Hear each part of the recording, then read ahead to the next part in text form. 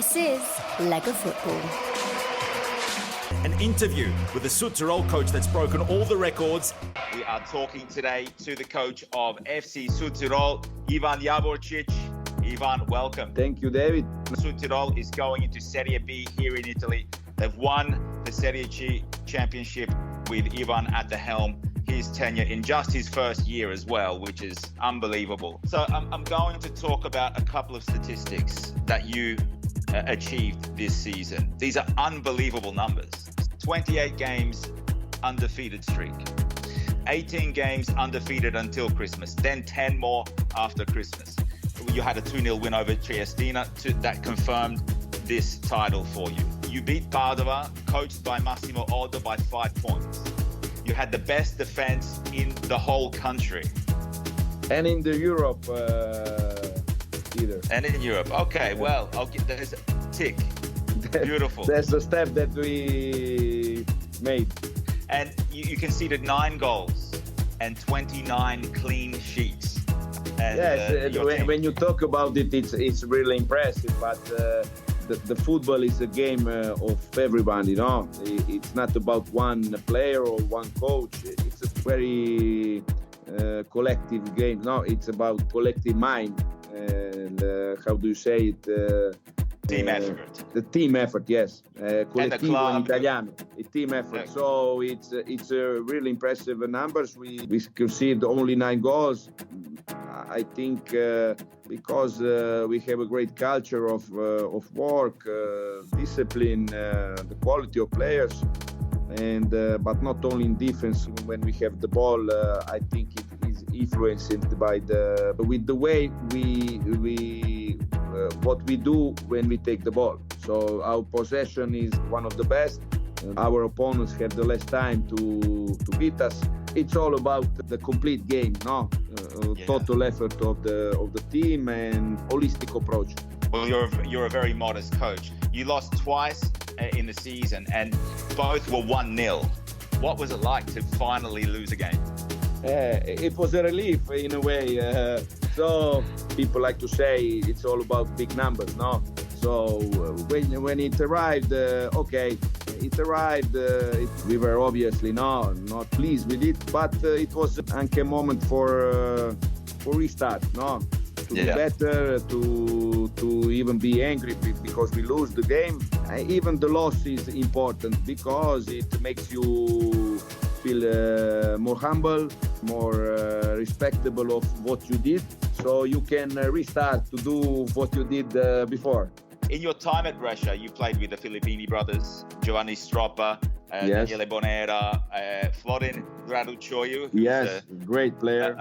A great player, the Romanian striker. Yes, and as you said before, Andrea Pirlo. Yes, even Roberto Baggio. I have an honor to play with him and with Luca Toni.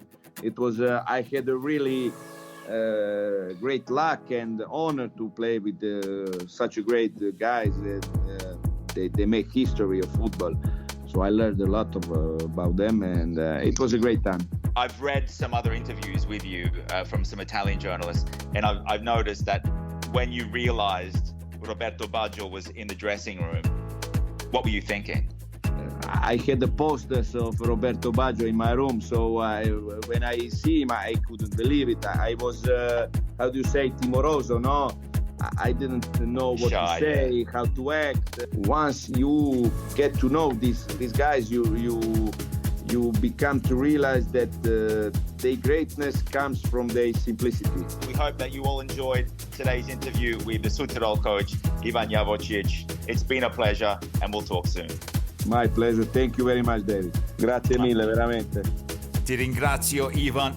That is a snippet from the full interview with Ivan Javorčić, the Sudtirol coach. He's taken that team from the 3rd division.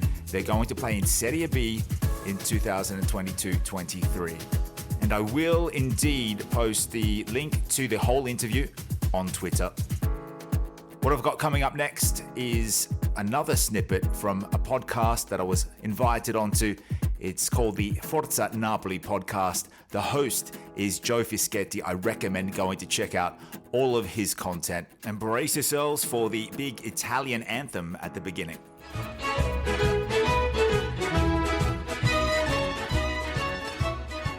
Hello and welcome to another edition of the Forza Napoli Calcio Podcast. I'm your host, Joe Fischetti. Thank you, as always, for listening. So let me begin by introducing today's guest. He is a commentator for both Serie A and Serie B on the English World Feed. David Ferrini, welcome back. Hi, Joe. Hi, everyone. Hope all the Napoli supporters out there had a good end to the season. 4 in a row. Magnificent stuff, in my opinion, anyway. So, and a really good season. But thanks for having me on the show. Comparing Napoli's ascent from Serie B with Genoa, and now see where Genoa is. They've won 4 games all season. We just had a winning streak of 4 games. Yeah, exactly. I love using that to just kind of help people ground themselves, because Genoa, to go down, such a historic club, and to compare that to Napoli fans being upset about not winning a Scudetto is such a big difference in terms of how the club has been run and what's, there's almost become an expectation now that we're competing for the Scudetto. I think De Laurentiis didn't help the debate by saying that the goal from the beginning of the season was to finish in the top 4, and he did kind of retreat from that position. But I think those original comments are kind of seared into Napoli fans' brains, and it's hard to forget them. And maybe even there's a sense that he retreated only because of the backlash he got from Napoli supporters, although that never seemed to bother him in the past. Now, I'm not saying that people shouldn't feel disappointed about the way the season went. I think this is one of those cases where 2 things can be true at the same time. I think it's right even to feel disappointed that we didn't win the Scudetto for how close we got, but that at the same time does not mean it wasn't a successful campaign. I think it's definitely a more competitive league. And when you take into account teams, you might see Atalanta struggle. That's inevitable. Napoli's rise has been mainly thanks to smart investing 15 years ago. Getting your Hamziks and your Lavettis at 5 million euros a piece and selling them for ridiculous amounts, or Cavani coming in, or whoever. And good coaching. Look what they did in the summer. They went and got Anguissa on loan and Juan Jesus for free. That's what teams like Napoli need to do. Yes, you might say that our biggest competitor over the last decade got worse and stayed worse in Juve. But there are all these other teams that I agree. I think it's just a more competitive league. And then I think Napoli can be just as competitive next season. But being competitive is one thing. It still takes a lot of different things to happen to then win the Scudetto, right? So I'm curious to know your thoughts on Luciano Spalletti's first season in charge at Napoli. I looked at some stats, and I think Spalletti's performance, obviously with the 2 points extra, his points per game average is obviously higher than Gattuso's. It's also higher than Ancelotti's. I think only Sarri has averaged over 2 points per game since the resurrection from Serie B. So, look, I think he's done well. He's got them to 3rd position. Yes, there was a push for a possible Scudetto. But I think in his first year, considering, you have to play what you're dealt. And he had a loan signing in the summer. He had Juan Jesus because he remembered him from his old days in Rome. He then brought in Tuanzebe that played 10 minutes in the season. Beside that, he had Unas. Unas came back in. He only played 15 games, didn't score a goal. So he had to make do with what was already there. And he also had to deal with AFCON. He had injuries. There was a bunch of players that played over 30 games, so they played most of the season. But then you've got your impact players like Koulibaly, Osimhen, and Anguissa. And I think Napoli is on par with Milan for best defense in the league. They scored 5 more goals than Milan as well. The 3rd best attack overall behind Inter and Lazio. The 2 losses against Empoli and the home loss to Spezia, that's what hurt. But you could say the same for Inter, the Radu situation. The good thing is, even on the last day, to finish off the season with a 3-0 win, it was important to do that. And he rotated 10 of 11, but it was important he did that because to exercise the demons of constantly losing to teams like Spezia, and they got them on their home turf. It was 3-0 after 36 minutes. So close out the season with 4 straight wins. And Napoli achieved winning streaks of 4 games or more on 3 occasions, and that was one. So that's a real positive to end the season on. I know some of his critics will say that he never won anything before other than, in Russia, but we just watched Stefano Pioli win a Scudetto, so I'm not going to hold that against him necessarily. So let's start with Gianluca Gaetano, who had a bit of a breakout season at Cremonese. They earned promotion to Serie A. What can you tell us about Gaetano and his season? Fabulous season. Gaetano was a revelation. He's had a couple of good seasons now on the trot, but this one was definitely his breakout season. I think he got 7 goals in Serie B. A couple of goals, solo goals that will really amaze Napoli fans that haven't seen these highlights. He really is a blistering player, and he can play. A lot of people think he's going to be a central midfielder or a pivot, and he can play that role, but he often finds himself alone up against 2 or 3 guys to beat. And one of his goals, he actually does that. Some very important goals as well.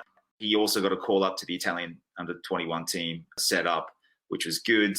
But important goals against Brescia. He scored also against Monza and against Regina in one of the games. But from what I've seen, he is definitely someone that Spalletti should think about bringing into the squad for 2022-23.